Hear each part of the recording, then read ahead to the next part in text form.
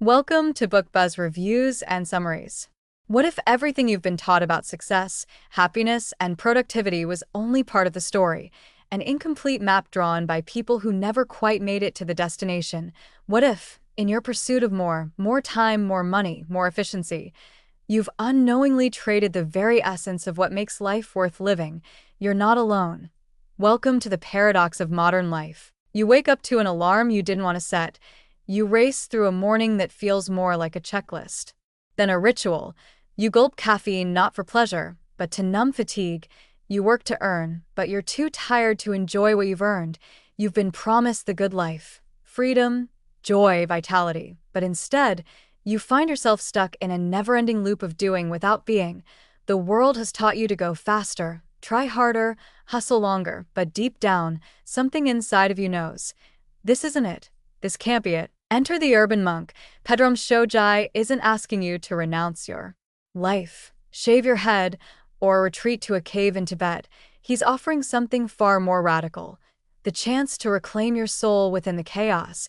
He's inviting you to wake up, not just in the morning, but in every moment, to find the stillness hiding behind your stress, to uncover the sacred in your Starbucks run, to fuse ancient Eastern wisdom with cutting-edge biohacks and modern strategies, not to escape the world, but to thrive in it. This is not just a book, it's a rescue mission for your time, your energy, your sanity, and your spirit. This is a guide for warriors of the modern world, those who are done with burnout, fed up with feeling behind, and ready to break free from the invisible chains of busyness. This is for those who sense, even faintly, that there must be another way, because the truth is, you don't have to choose between success and serenity. You can have both. You can live big and feel whole. You can meet deadlines and still make time stand still. You can be an urban dweller and a spiritual seeker. It all starts here. Take a breath, feel your pulse, notice this moment. You've just stepped onto the path of the urban monk, and you may never look at life the same way again. The Urban Monk, Part 1. Waking up to a life on autopilot. Introduction. The urban trap we're all caught in. Imagine this.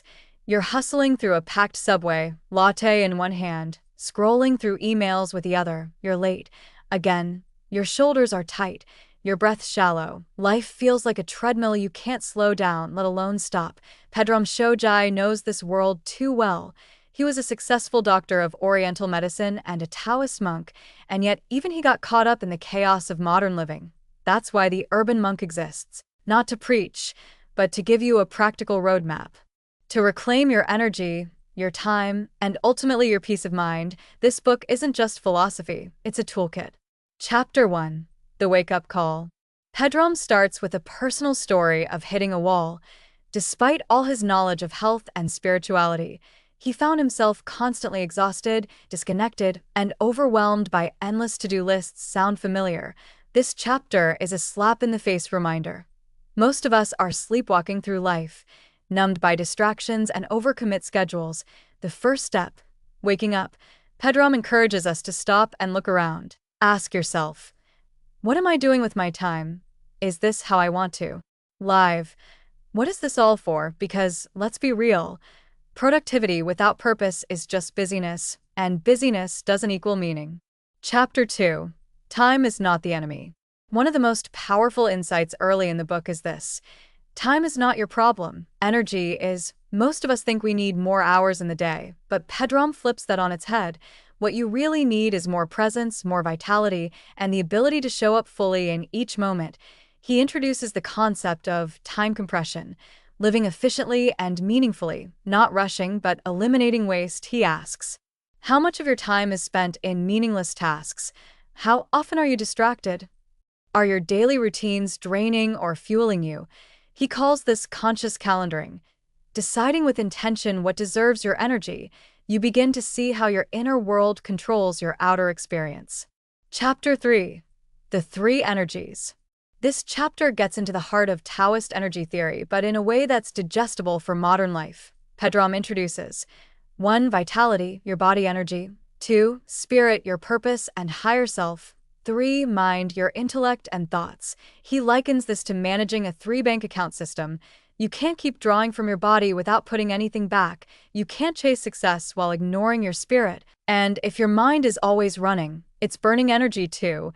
He emphasizes practices to patch the leaks, like breath work, movement, and real rest. We begin to realize energy leaks are costing us our lives, and when we plug those leaks, time feels like it expands. Chapter 4. Your operating system is bugged.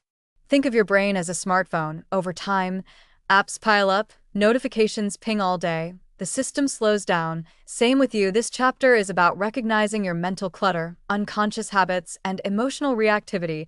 Pedram shows how we've installed apps, beliefs, behaviors, traumas that are draining our mental bandwidth. The big reveal: you're not the story in your head, you're not your stress, your job, or your failures. You're the awareness beneath all of that. With simple meditations and mindfulness hacks, Pedram teaches us how to declutter the mental RAM so we can reboot and start fresh. Chapter 5. The Dawn of the Urban Monk.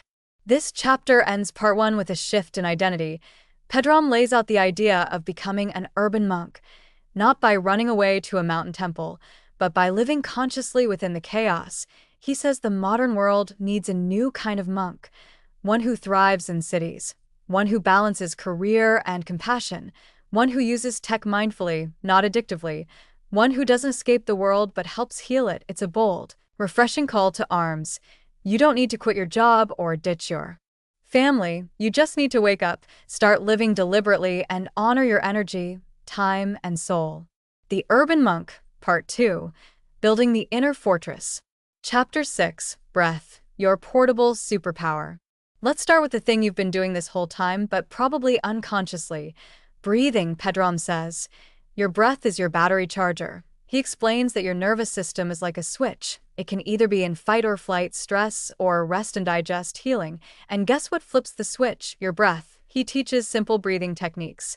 Box breathing to calm anxiety, power breathing to energize, mindful nasal breathing to ground your body. These aren't just spiritual fluff. They're biological tools that instantly affect your energy. Once you master your breath, you master your moments, and when you're in control of your state, your life begins to respond differently. Chapter 7. Eat like you love yourself. Here's where Pedram gets real about food. He doesn't hand you a fad diet. He gives you principles. He teaches you to eat when you're hungry, not emotional. Slow down your meals and chew mindfully. Avoid food that robs you of energy.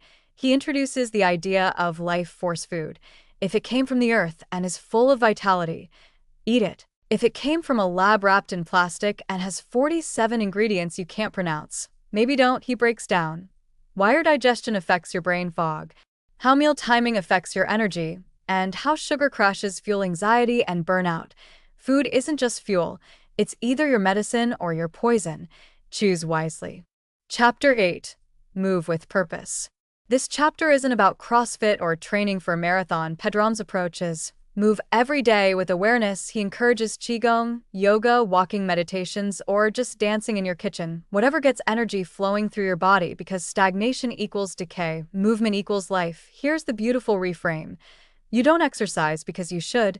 You move because your body craves it. And it shifts your mental state too. He also talks about the link between tight hips and emotional trauma, how sitting all day is killing us slowly, and why movement can be a spiritual practice if done with presence. Start small, breathe, move, repeat.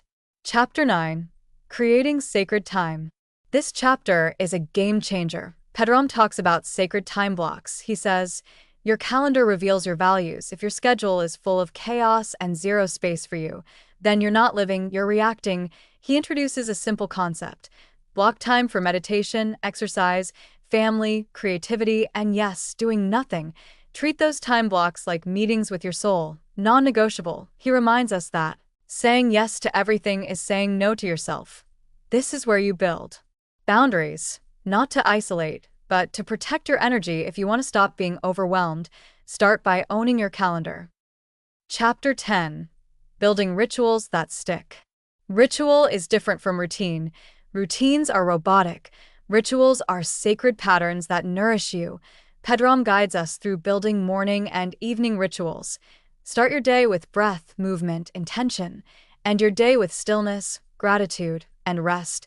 He warns us against screen addiction, mindless scrolling, and falling asleep to chaos. Instead, he encourages candlelight over LED, journaling over TikTok, silence over noise.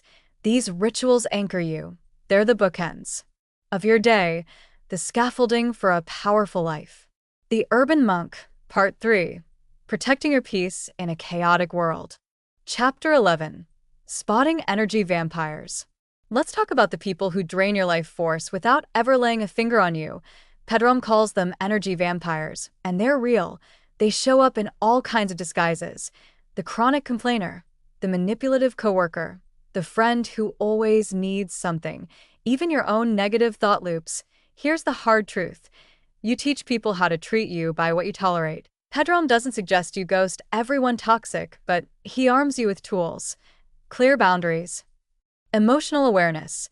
A filter for who gets your attention. You learn to stop giving energy to drama and start protecting your vibe like your life depends on it, because in many ways it does. Chapter 12. Mindful Tech. Taming the Digital Overlord. This chapter is a mic drop for the modern era. Pedram says we're living in a world of perpetual partial attention. We're never fully present, always refreshing, scrolling, clicking, switching apps. He explains how constant notifications spike your cortisol, how screen time shrinks your attention span, and how being on 24/7 trains your brain for anxiety and overwhelm. But don't worry, he's not anti-tech, he's pro-boundary. He recommends tech-free mornings and evenings, single tasking over multitasking, turning your phone into a tool, not your master. You reclaim your brain, your time, and your presence, one mindful choice at a time. Chapter 13. Stress is not the enemy. Pedram flips the script here. Stress isn't the enemy. It's your signal. It's your body's way of saying something's out of alignment. You're saying yes when you mean no. You're burning fuel you haven't replenished. Instead of fighting stress, listen to it. He introduces what he calls the stress dashboard, a way to track sleep quality, emotional reactivity, body tension, mental fog. If your dashboard lights are blinking, don't ignore them. Pedram teaches you how to hit pause, get grounded, course correct before burnout hits. It's like learning to drive your life instead of getting thrown around in the back seat. Chapter 14. Redesigning Your Relationships. Here's a truth. Every relationship you're in is either nourishing you or depleting you. This chapter is a deep dive into conscious communication, mutual energy exchange, and letting go of people who no longer align with your path. Pedram shares tools to set boundaries without guilt, say what you mean with clarity and kindness, create space for healing or distance depending on the relationship. He also talks about your relationship with yourself, because often we attract chaos when we haven't resolved our own inner noise. When you clean up your inner world, your outer world changes too. Chapter 15. Becoming a Beacon in the Madness. This chapter is about leadership, but not in the boardroom sense. This is soulful leadership. Pedram calls on you to be a calm center in a spinning world, not by preaching or converting, but by being the example. He invites us to embody the urban monk mindset. Stillness in motion, power without force, peace without isolation. People around you will feel it. You become a magnet for authenticity, not drama. And instead of being sucked into the chaos, you become the one anchoring the room. He closes this chapter with one key idea. You don't have to escape the city to find peace. You bring the monastery with you. The Urban Monk, Part 4. Living with Purpose and Leaving a Legacy. Chapter 16. The Mirror, Facing Yourself Fully. Here's where Pedram gets real again. You've built your rituals, carved space for breath and stillness. But have you truly faced yourself? This chapter is about radical honesty. He asks questions that cut through. What masks are you still wearing? What habits are you keeping that no longer serve you? What unhealed stories are still running your life? Pedram isn't about guilt. He's about awareness. He teaches you to look in the mirror with compassion, not shame, to acknowledge your shadows, not avoid them, because you can't change what you won't face. But when you do face it, you reclaim massive personal power. Chapter 17. Planting Your Dharma. This chapter drops the spiritual anchor. What were you born to do? Your dharma is your path, your gift, your soul's calling. Pedram shows how your unique talents and experiences are not accidents, they're clues he guides you to. Reflect on your natural strengths. Notice where joy and service intersect. Ask, what would I do if I didn't need the money? This isn't about quitting your job and moving to the Himalayas. It's about bringing purpose to your current life, or making bold changes. If your soul is suffocating, he reminds us, you're not here to grind forever. You're here to give something only you can give. When you're aligned with your dharma, life stops being a struggle and starts flowing. Chapter 18: Money, Meaning, and Mastery. Money, yes, Pedram goes there, but instead of just financial advice, he talks about your relationship with money and how it reflects your inner state. He invites you to shift from scarcity to sufficiency, hustle to intention, consumer to conscious creator. He teaches you to spend with purpose, invest in alignment, avoid soul-sucking work that drains your vitality. He's not anti-wealth. He's pro-value-aligned prosperity. Your money should reflect your values, not your fears. And he urges you to stop chasing money as a goal and start using it as a tool for freedom, impact, and joy. Chapter 19: The Rhythm of a Balanced Life. This chapter is a reminder. Life is seasonal, rhythmic, cyclical. There's a time to push, a time to pause, a time to grieve, a time to build. Pedram urges you to honor your natural rhythms. Are you in a phase of rest or growth? Is it time to harvest or to plant? Are you burning out trying to bloom in winter? He challenges the 24/7 productivity myth and teaches you to live in tune with life, not against it. That's true mastery, not just forcing outcomes, but sensing the right timing. For every move. Chapter 20: The Urban Monk's Legacy. This final chapter is poetic and powerful. Pedram ties it all together. You don't need a monastery in the mountains. You don't need to disappear to find peace. You need to become a monastery within yourself. He redefines success, not as achievement, but as peace in your heart, love in your relationships, presence in your daily life, and service to the world. He leaves us with this invitation. Be a light in the city, not a candle in a cave. That's the urban monk way. You've done the work. You've healed the noise. Now your presence itself becomes the message. You are the calm in the chaos. You are the monk in the modern world, and you are finally free to live and give from your center. Final thoughts. The Urban Monk isn't a book you just read. It's a life manual you return to. It's about finding serenity not by escaping, but by learning how to meet life with wisdom, energy, and grace. If you've been burned out, scattered, disconnected, this book offers a way back home to yourself. Read the book to learn more. Thanks for listening to Book Buzz Reviews and Summaries.